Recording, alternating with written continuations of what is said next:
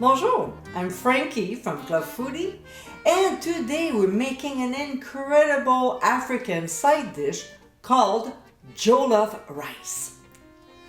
With tomatoes, peppers, along with spices, this is a rich and gorgeous recipe to try. So let's get cooking. We'll go ahead and start with the sauce. In the jar of a blender, we'll add Roma tomatoes, a large red bell pepper, as well as jalapeno pepper, 3 large garlic cloves, some minced ginger, freshly squeezed lemon juice, and low-sodium chicken broth. We'll put the lid on and process on high speed until smooth.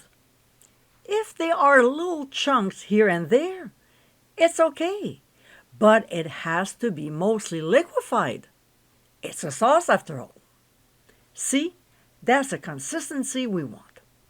All right, let's move on to the stove. In a skillet over medium heat, we'll add butter and vegetable oil.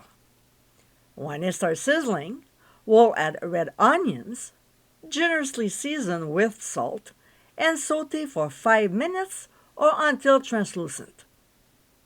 To this, we'll add a couple tablespoons of tomato paste and stir to coat.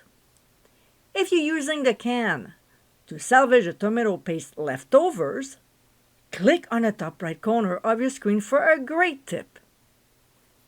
Next, we'll add curry powder, dried thyme leaves, followed by smoked paprika, then ground cumin, one of my favorite spices, and freshly ground mixed peppercorns.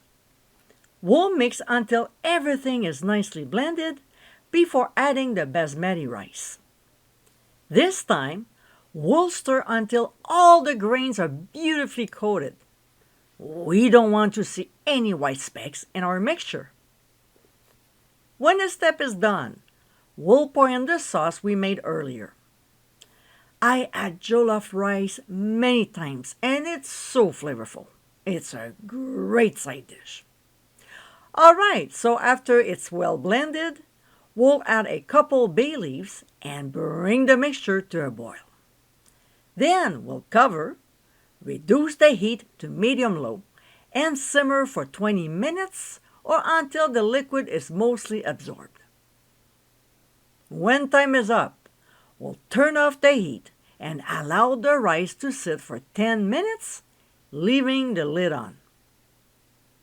So, 10 minutes later, using a fork, we'll flop up the rice.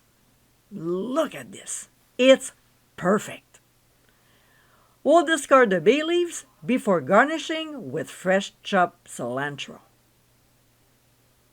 And my friends, this is our jollof rice.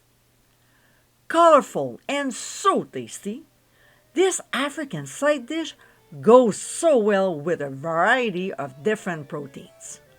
It's a nice change from everyday rice. I hope you give it a try soon, and be sure to visit clubfoodie.com for ingredient amounts, directions, and more info.